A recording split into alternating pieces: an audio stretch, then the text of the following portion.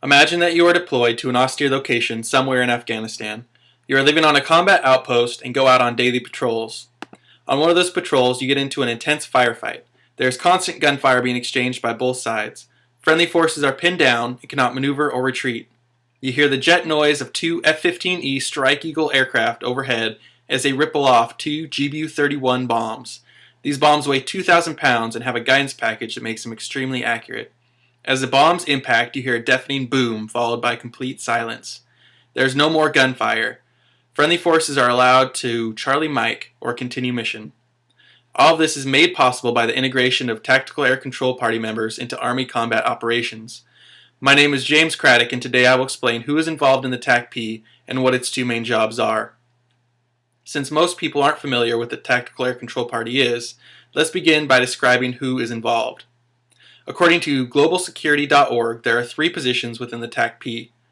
These are the Air Liaison Officer, or ALO, the JTAC, or Joint Terminal Attack Controller, and the ROMAD, or Radio Operator, Maintainer, and Driver.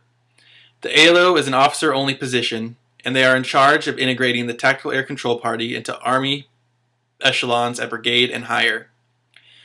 The JTAC is the most experienced TACP and is responsible for integrating at battalion echelons and below, as well as maintaining final control of the attacking aircraft. JTACs are the only military personnel allowed to maintain final control of close air support.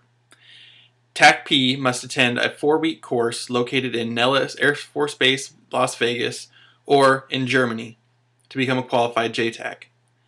The ROMAD is typically new to the career field and is responsible for maintenance of communications equipment. They usually have to have one deployment and close to 2 years of experience before they are allowed to go to JTAC QC. Now that you know who is involved in the Tactical Air Control Party, I will now talk about what they do.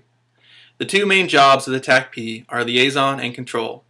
The liaison part of the job requires the TACP to integrate into Army combat operations at all echelons in order to provide close air support.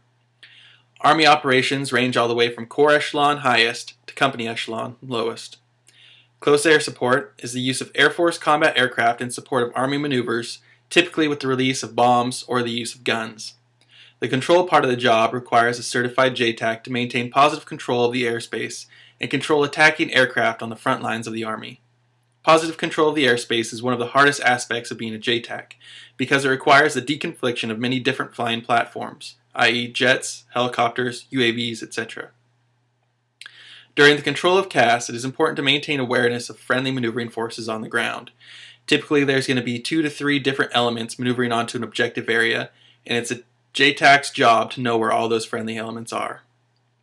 Now that you have a better understanding about what the Tactical Air Control Party is, I'll summarize about what I went over. Today I covered who is involved in the Tactical Air Control Party and what its two main jobs are on the battlefield.